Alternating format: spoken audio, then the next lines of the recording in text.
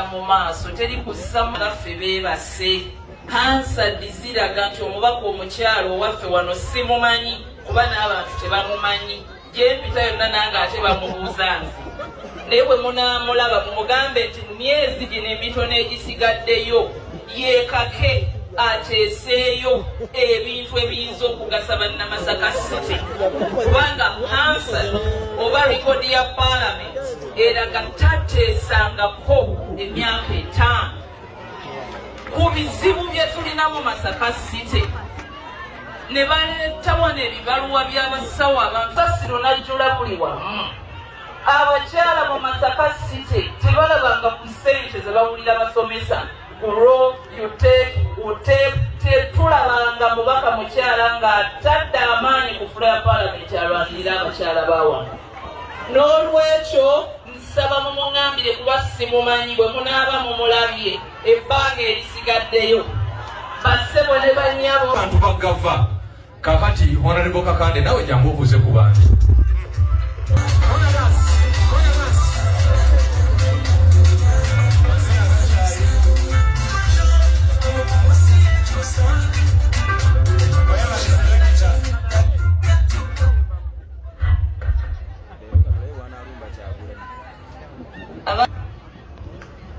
Abakulembeze abali wano okuva mu gavumenti eyawakati awamu ne gavumenti esamusajja, abazadde okuva enjuyi zombi, abagava awamu Nigeria, abantu ba Katonda mwenna tuli basanyufu okuba nga tuli ku mbaga y'abaana baffe bano. Ekyamazima kalala kituuseeko tetulema mu ngeri y'emu ndaba mutudde bulungi wano muteredde naye bannange abasajja tugezeeko okulwana ku ngeri gye tukuzaamu abaana baffe. Abaana kintu kikulu. Omwana atuuka n'akula nga ne bwafukera ntya n'afuna musa gwa muzindaalo nawe yakeera ekya wa muzadde obeera weebuuza kikyazzaako okwogera. N'olwekyo tugezeeko okutambuliza abaana baffe makubo amalungi. Abaana tubalabirire, abaana tubaweerere, abaana tubabuulirire. Omulembe guno gulina engeri gye guwabyemu bassebo ne bannyamu. Abaana mbabuulire nga bakyali bato naye ate abazadde temukoowa. Omwana wo ne bw'olaba ng'akuze, omwana takula mu maaso g'abakadde. Tuli mu nsi muno tusaba obukulembeze naye tulina okutunulira ekifaananyi ky'eggwanga okutwaliza awaki awamu. Tetwetaaga ggwanga liwabye naye abaana abamalala ne batambula nga bwe baagala ne boogera nga bwe baagala ne bakola biki bakabuffe. N'olwekyo abaana abo kitukwatako ng'abaki n'abazadde. Ensonga ey'okubiri kabuffe. N'olwekyo abaana abo kitukwatako ng'abaki. Yes, ndowooza oluwulidde olwo olutalo lw'ebigambo. Eyasoose ye mukyala amanyiddwa nga Justine Namere.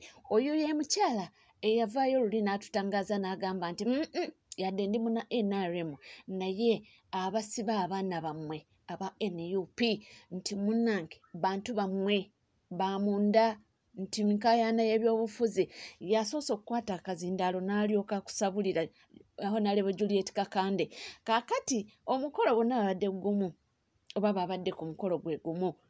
Kakati Justine Namere yabaze okusabula Juliet Kakande ne bainvitinga Juliet Kakande naye akwate kazindaalo naye omuwulidde naye ng'ayisaamu omukyala Justine Namere egaali ne beetuwala nno ne beetuwala ne beeyogerera ebisongovu naye nga kyonna kyekiri.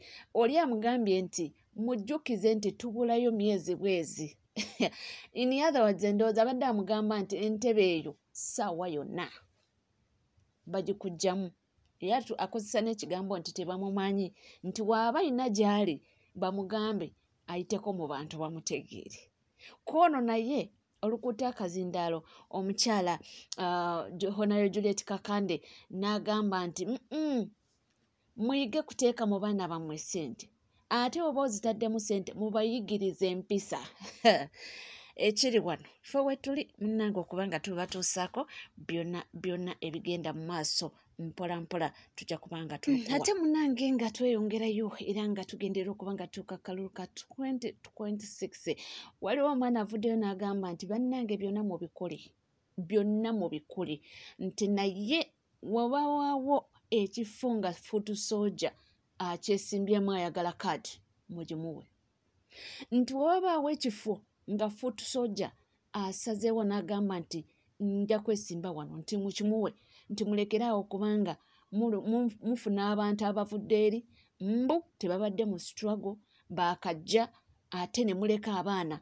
abaludde mu struggle abaana abatestinzeeko obukambwe ngate muba mu makaadi ne muwa abalala eno ye era nupu gyesobola okukola ne protest vote neba nga teyina makulu nupu egenda kukola era ne protest vote ebeere nga teyina makulu singa emmaba jeno abasobola okuduumira ku buli side abasobola okuduumira ne tulumba singa emmajjeno Sauda Madada kaadi nga bwe mmanyi nti egenda kumma Sauda Madada kaadi emme bafuutu soja bonna kaadi emme Sserunkuma John Bosco kaadi emme Katongole Julius kaadi eyo ye era nupu gyegenda okubanga ekozi egenda okubalemesa okuteekawo ekigambo protest vote kigende mu nkola muŋŋamba nti obudde buno okwogera ku kaadi si kyekikulu bannaffe be bawamba naye era bendi mu kulwanirira ku kya kaadi era be bawamba ba Sauda Madada bawamba ba Sserunkuma bawamba abo Bakatongole Julius era be bawamba era benjagala bawe kaadi nupu tokola era muto waffe tulaba tokola era tuli babuufu baba tulaba tokola era baana bawe kaadi tokola era muto wange kaadi nga tuvuddeko era nga tweyongerayo omwami avuddeyo n'abuuza nti ye abange munaatumalayo ddi nti ŋŋamba bano abawamba abantu nti muleetere eddala emmotoka nnyingi kubanga tuli bangi ab'enkyukakyuka nti omunaatwala omu ku omu munaatumalayo ddi neŋŋamba ebintu nga biri serious abantu beewaddeyo tewakyali kutya omukulu akola ku by'okukwata bana byabufuzi oba abaana b'NUP okola ky'okutukima baŋŋambye osomba omu onootumalayo ddi lwaki tofunayo drone nga ziwerawerako gy'otukime niye osomba omu funa emmotoka eziwero gy'otukime tuli eno tukukuumye gwasomba abaana b'NUP tetukulaba okola ky'okutukima lema kusomba omu sombera kusombako okabawera motoka zootalina tukugulire muli ku mafuta gaffe mwonoona omuntu omu ne mwonoonirako amafuta ebidomola bimeka naye bantu mmwe kyekiseera teekukyusa eggwanga ndowooza mubiwulidde si bigambo byange abantu bali redde kubatwala mu besimenti babasomesa olunyankole era agambye nti munnange muluddewo nnyo nti ye abange omunaatuwalanga omu tunaggwayo ddi tuli bangi abeetaaga okusoma olunyankole eŋŋamba nga tuvuddeko ewaliwo amawulire agabadde gaakagwawo nga galaga nti waliwo accident endala egudde wali wennyini mutabani w'omugagga we yafiira njogera ku Rajiv Rupereria waguddewo accident ate kyentegeddeko nti accident eyo era omuntu oyo naye muvuzi wa mmotoka oba mmotoka z'empaka kyempuliddeko era nti wadde balwana bukubirire okulabika nga bamutaasa era nja kubanga nkomawo ne updates ezo okulaba bivuddemu bitya naye nga emmotoka eguddeyo mu wonke eyo era mbu babadde bagezaako okusika okulabika nga bataasa driver nja kubanga ngaleeta mu full swing emmotoka eyo gye ntaddewo awo ninja kubanga nkomawo okubabuulira bitambudde bitya bamuggyamu mulamu kivudde ku ki kino nno kizze nga mbadde nawuliddeko nti bannamateeka bamukulu Rupereria mbu baagala oba baatutte oyo inginiya yakwata contract y'okuzimba oluguudo olwo olwatta mutabani we mu mbuga z'amateeka kati awo simanyi naye nga byonna nabyo tujja kubanga tukomawo mpola tubabuulire nga bwe biri naye nga essaawa ya kakati ago ge mawulire agaliwo agatambula agali mu nkuwo. Ate nga munnange byonna bigenda mu maaso, gwe gy'obeera eno ng'okola oyiiya osula enjala, ate waliwo abakubala nti munnange ye bw'afunira nze wengenda okukola ki, wengenda okimunyakulako. Bakutte omubbi ono mbu abadde agufudde mugano okuba nga abbira wali mbu mu paaka awo, nga bwe bagamba nti ennaku z'omubbi ziba 40 ezze zaaweddeko. Wunno bamukutte n'atunula ebikalukalu nga talina kyakuzaako. Ne bamugoba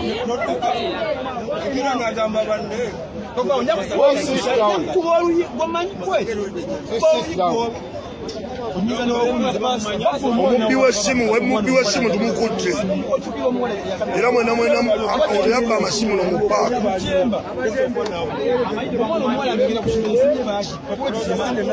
Essimu ogireeta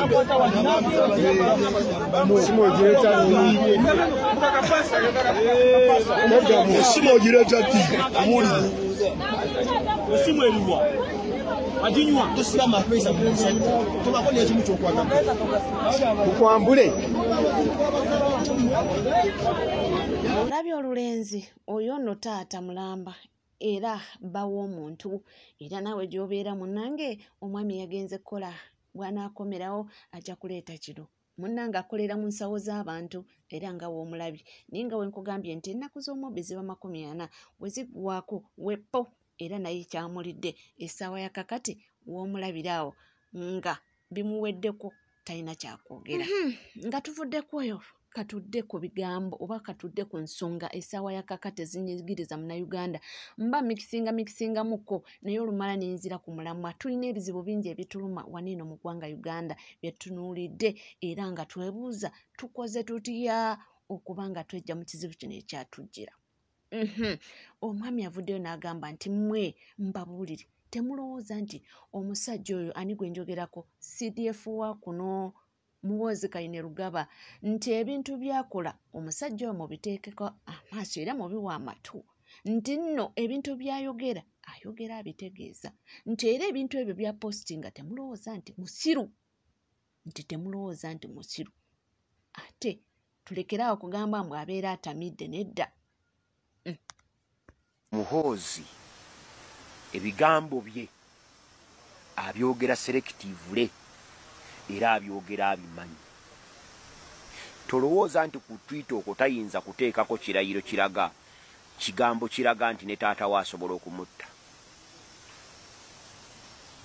Abaana abasiba kitaabwe bangi eno mu West Africa eri omwana yakwata pulezidenti ennaku ezo nga yatta kitaawe, naye kitaawe mbu yalinawo omukolo gwe yakolanga buli mwaka ng'agenda ku lutalo gye luli n'akomandi nga yennyini nga ame komanda, kuno bwe yagendayo ne bamuttirayo. Kati omwana ye pulezidenti. Noono omwana ono gw'olaba ono oba pulezidenti abwagala nnyo, era waali kati obuyinza bw'alina akozesa bwa pulezidenti. Era we tuli olwaleero mu byembeera etali ya bulijjo obukulembeze bw'eggwanga yabuwamba. Ye pulezidenti atukulembera abadde takubanga kirayiro naye yeerayizza. Wiiki ewedde yatadde ku Twitter hando ye ekirayiro kya pulezidenti, naye ne yeerabira nti abalayira ku birayiro bya pulezidenti wabaawo omulamuzi. Teweerayiza wekka, walina okubeerawo administralinga oath eyo. Ebyaloota biroote naye nga byayagala. Muhoozi ate kukuba yawambadde obuyinza nga si mu lwatu naye mu nkukutu. Sina mu nkukutu mwokka, kubanga njagala otunule bw'akwata Eddie Mutwe n'amutwala yayogera ebigambo bingi. Twasuubira Museveni okuvaayo okugamba nti ekyo kikyamu. Bwe yavuddeyo yagambye nti Muhoozi nkusaba onnyambe ku abo abavuma abantu ku social media. Naye nga Museveni mbu ye pulezidenti naye ate asaba oli CDF. Kankubuulire nga Muhoozi tebannamuwa ba CDF, Ssemateeka agamba President is the fountain of honor and the commander in chief of the UPDF. lwakuba abantu bagenda ne baagala okukibuuzaabuza ne bagamba mbu ande commander in chief of the armed forces nedda commander in chief of the UPDF nyingo ya 9 there shall be a president of Uganda who shall be the head of state, the head of government, and the commander-in-chief of the Uganda People's Defense Forces and the fountain of honor.